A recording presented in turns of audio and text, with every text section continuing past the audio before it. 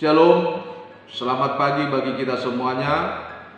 Bapak Ibu yang terkasih dalam Tuhan kita Yesus Kristus, sebelum kita melakukan segala aktivitas kita pada pagi hari ini, saya mau mengundang Bapak Ibu untuk bersekutu dengan Tuhan di dalam firman-Nya. Namun sebelum mendengar firman Tuhan, mari kita bersatu di dalam doa. Allah Bapa kami yang bertahta di dalam kerajaan sorga, kami bersyukur dan berterima kasih Tuhan buat kehidupan yang Tuhan berikan kepada kami. Hingga pada pagi hari ini Engkau perkenankan kami untuk mengawali minggu ini sekaligus untuk mengawali segala aktivitas kami. Biarlah firman-Mu yang memberikan kuasa, memberikan sukacita dalam kehidupan kami dalam Kristus Yesus. Amin.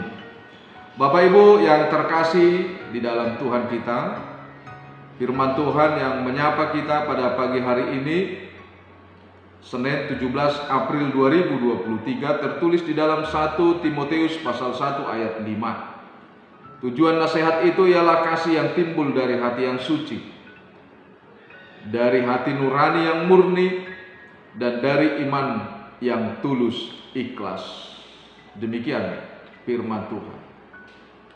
Bapak Ibu yang terkasih, saya pernah membaca tulisan seperti ini yang membuat saya kagum. Dikatakan, cinta itu bukanlah suatu paksaan atau mainan, tetapi cinta itu adalah dorongan hati yang suci dan murni, karena cinta itu adalah Tuhan itu sendiri. Artinya, jangan pernah kita mempermainkan cinta. Jangan pernah kita mencintai dan dicintai dengan keadaan terpaksa. Apakah saudara setuju dengan hal itu? Apakah saudara pernah dikecewakan dengan cinta yang tidak suci atau dengan cinta yang tidak jujur? Karena ketidakjujuran cinta itulah mengawali segala sesuatu yang disebut dengan pengkhianatan. Karena itu Bapak Ibu Saudara-saudara, pada pagi hari ini firman Tuhan akan menyapa kita dan mengingatkan kita bahwa kita harus memiliki kewaspadaan tentang munculnya aliran-aliran sesat, munculnya cinta-cinta palsu, dan kemunafikan di dalam kehidupan kita, sehingga menimbulkan ajaran-ajaran dan pola hidup yang tidak benar. Jika kita berbicara soal masalah aliran sesat, atau kita katakan tadi ajaran-ajaran yang tidak benar, bahwa apa yang sedang menyimpang, apa yang sedang terjadi, itu yang persoalan yang sangat mendasar bagi kita. Telah terjadi suatu pengkhianatan, ketidakjujuran, baik di dalam pola kehidupan yang benar, apakah itu di dalam dunia pendidikan, atau kehidupan pola yang benar di dalam hubungan kita dengan Tuhan. Oleh karena itu Paulus mengingatkan kita akan munculnya aliran-aliran sesat dan apa yang menjadi dampak daripada aliran-aliran sesat itu. Paulus mengingatkan Timoteus bahwa dengan munculnya aliran-aliran sesat itu maka akan merusak hubungan yang dibangun, merusak pola hidup yang sudah tertata dengan baik, yang selama ini sudah dilakukan dan dilaksanakan oleh semua orang.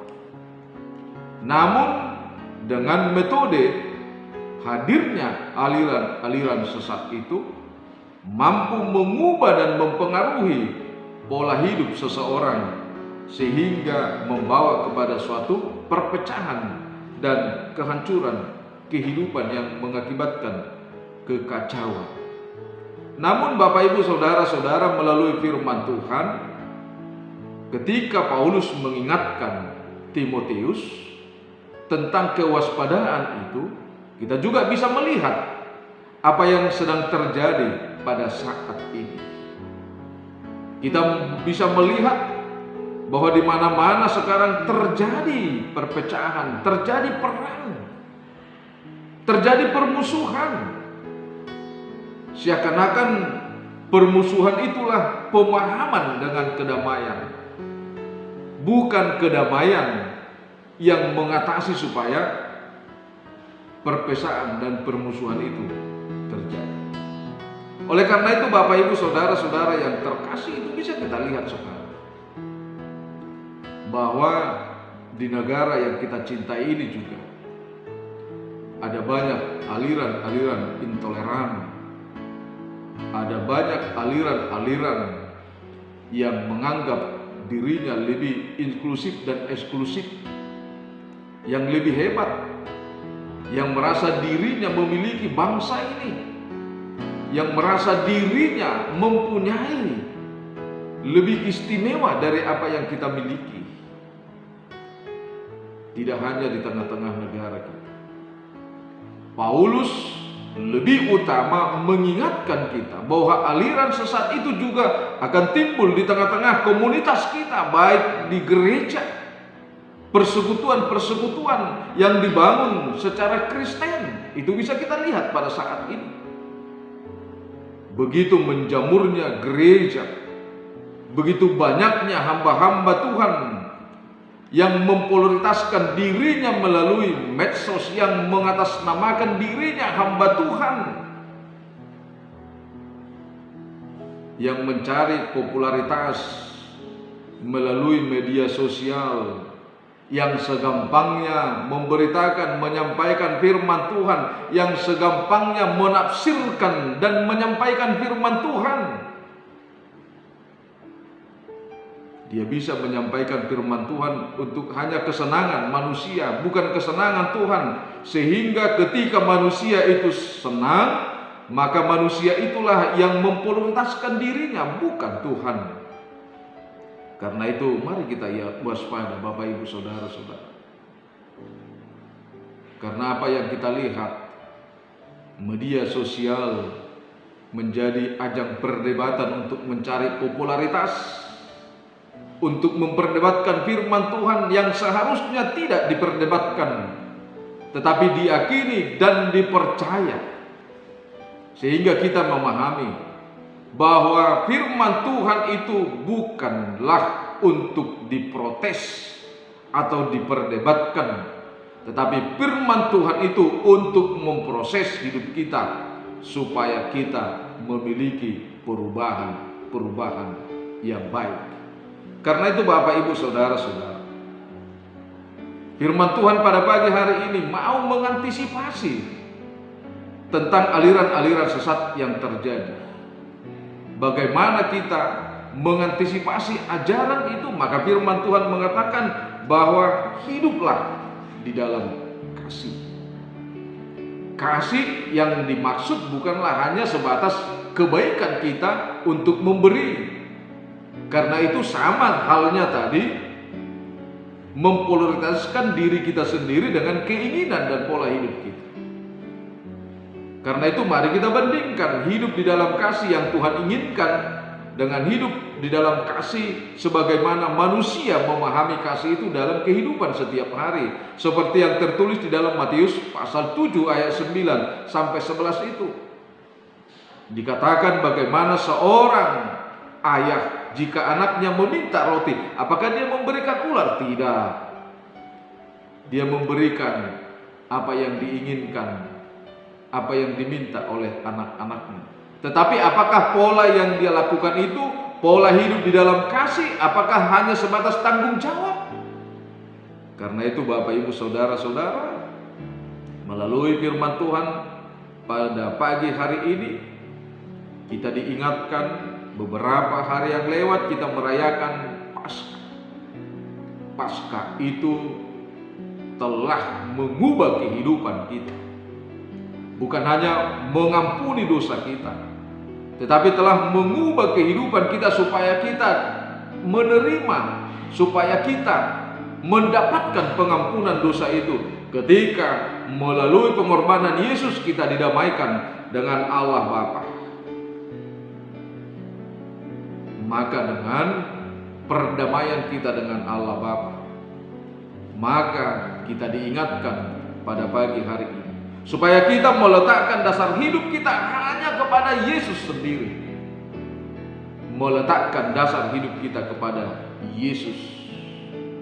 Karena tanpa kita memiliki dasar hidup kita di dalam Yesus, maka kita tidak akan mampu melakukan apa yang diinginkan oleh firman Tuhan kepada kita pada pagi hari ini, supaya kita saling mengasihi dengan hati yang suci, supaya kita mengasihi dengan hati nurani yang murni, supaya kita hidup di dalam iman seperti apa yang diingatkan oleh firman Tuhan di dalam Yakobus 2 ayat 17 itu, bahwa kasih itu tidak hanya dinyatakan di dalam kata-kata, tetapi kasih itu harus dinyatakan di dalam pengorbanan, di dalam perbuatan, seperti apa yang diingatkan oleh firman Tuhan di dalam Yakobus pasal 2 ayat 17 itu tentang iman.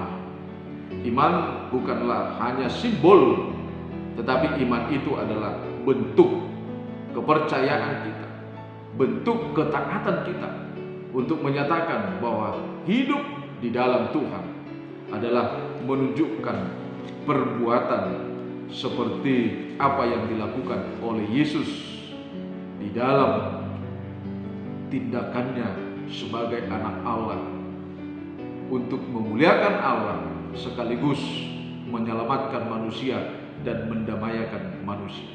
Bapak Ibu yang terkasih, pada pagi hari ini firman Tuhan mengingatkan kita supaya kita hidup di dalam kasih dan iman yang berbuah. Amin. Kita berdoa. Segala puji syukur bagimu Allah Bapa yang bertahta di dalam kerajaan sorga. Terima kasih Tuhan, kalau pada pagi hari ini Engkau telah mengingatkan kami melalui firman. Biarlah Tuhan firman yang telah kami dengarkan menjadi kekuatan bagi kami untuk melaksanakan apa yang Tuhan perintahkan, supaya kami hidup di dalam kasih yang suci, di dalam hati nurani yang murni, dan di dalam iman yang tulus, sehingga kami menjadi pelaku-pelaku firman Tuhan dalam kehidupan kami. Terima kasih Tuhan, kalau pada pagi hari ini biarlah ke dalam tangan kasih pengasihan kami menyerahkan segala kehidupan kami, kehidupan setiap umat-Mu. Biarlah Tuhan Engkau yang bersama-sama di dalam setiap aktivitas jemaat, menuntun setiap jemaat secara khusus Tuhan. Kami berdoa buat setiap jemaat-Mu yang bergumul, yang berduka, terkhusus Tuhan setiap jemaat-Mu yang sedang sakit pada pagi hari ini. Kami merindukan kasih setia Tuhan untuk bekerja menyembuhkan mereka, urapi mereka Tuhan. Terima kasih Tuhan, kalau pada pagi hari ini juga kami berdoa buat bangsa dan negara kami ini.